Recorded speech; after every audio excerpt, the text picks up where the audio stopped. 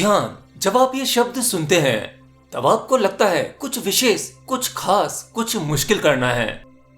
ध्यान में कहीं फोकस करना है, अपने ईश्वर के बारे में सोचना है, अपने मन में उसकी एक प्रतिमा बनाकर उस पर ध्यान करना है, वहां फोकस करना है।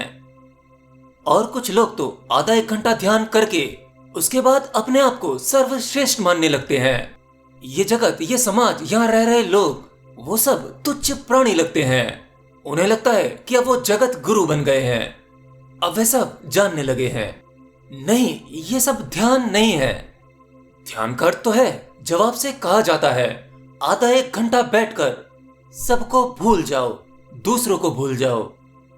आपके पास बहुत समय है, एक दिन में 24 घंटे होते हैं, उसमें से 23 घंटे आप अपने परिवार को दे दो, दोस्तों को दे दो, दफ्तर को दे दो, बाजार को दे दो।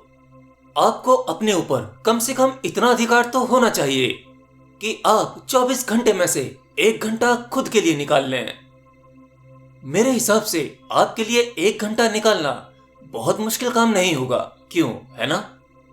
और मैं आपसे ये भी नहीं कहता कि 1 घंटा निकालने के बाद आपको इस 1 घंटे में कोई विशेष कार्य करना है, कहीं जंगलों में जाना है, कहीं हिमालय की किसी गुफाओं में जाना है। नहीं, आपका खुद का घर ही पर्याप्त है, काफी है।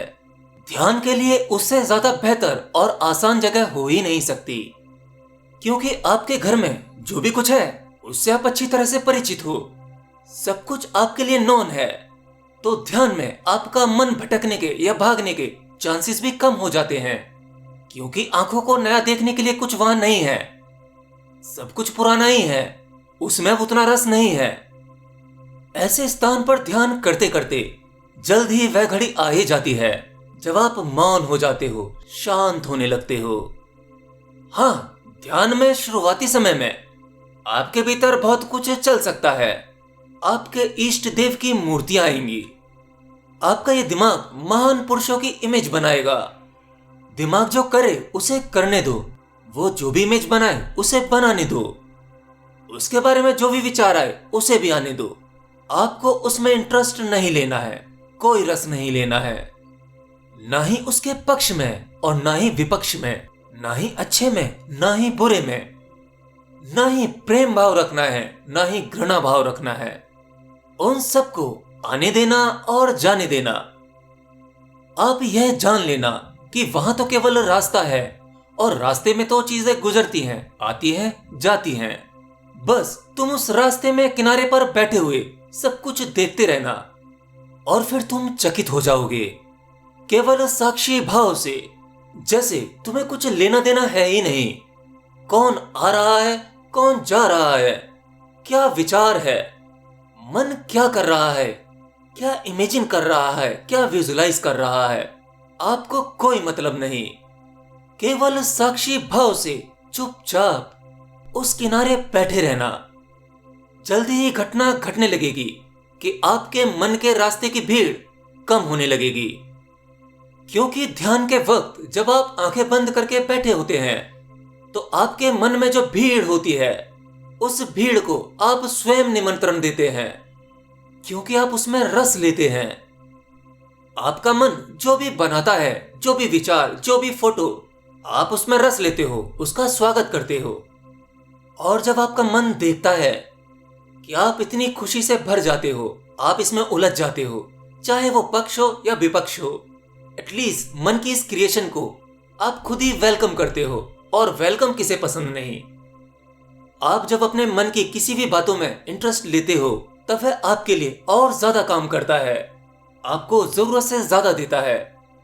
और जब आपके भीतर साक्षी भाव आ जाता है, अब मन कुछ भी उत्पन्न करे, अच्छे विचार, बुरे विचार, अच्छी फोटो, बुरी फोटो, आप बस उसे केवल देख रहे हैं, कोई रस नहीं।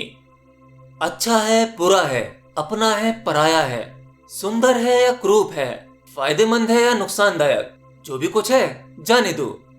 अरे आपको क्या फर्क पड़ता है, यह तो केवल एक सपना मात्र है, उससे क्या होने वाला है, आप इसमें क्यों उलझ रहे हैं?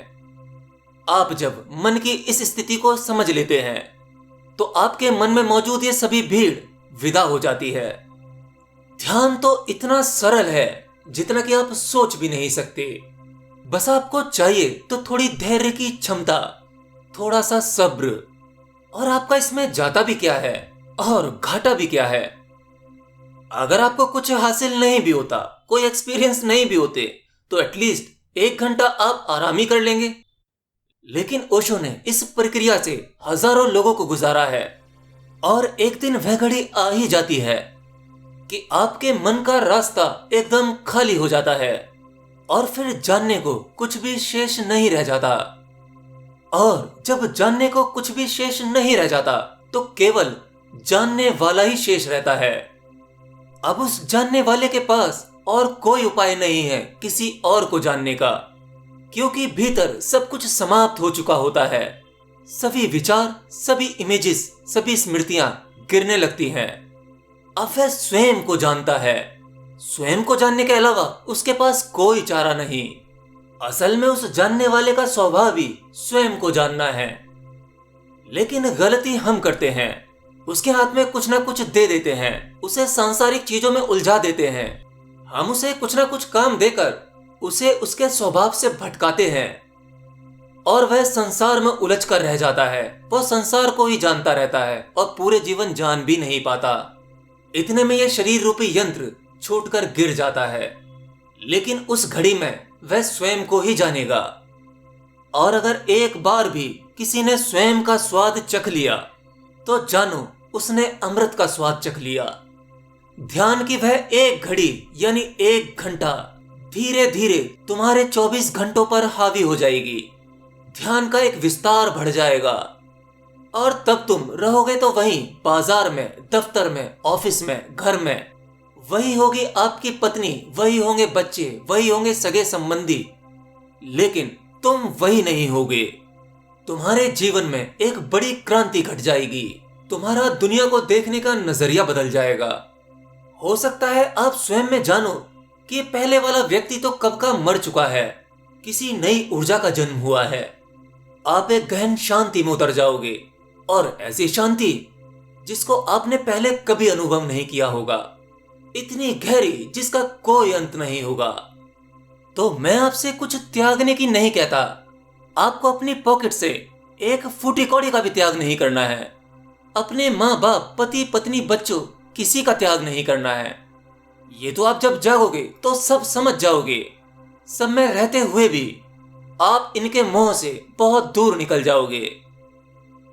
अभी कुछ दिन पहले पाकिस्तान से मेरे पास में कुछ कमेंट्स और कुछ ईमेल्स आए थे, जिसमें एक दोस्त ने कहा था कि मैं एक मुस्लिम फैमिली से हूं।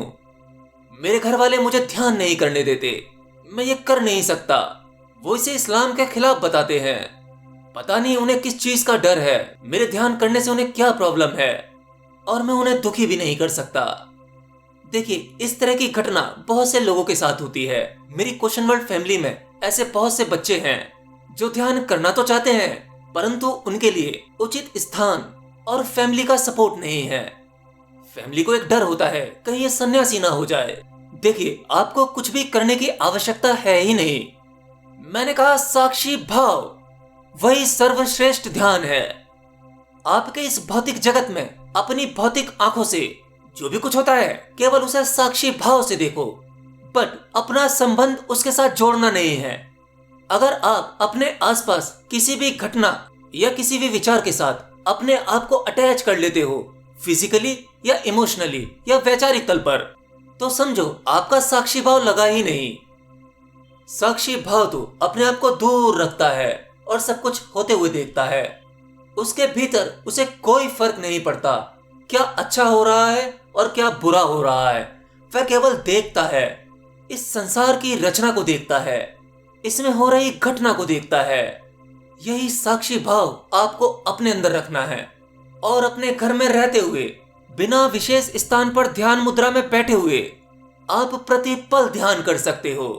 और कमाल की बात, किसी को पता भी नहीं लगेगा कि आप ध्यान में हो। एनीवे, मुझे लगता है आप लोगों के काफी सारे सवालों के जवाब मिल गए होंगे।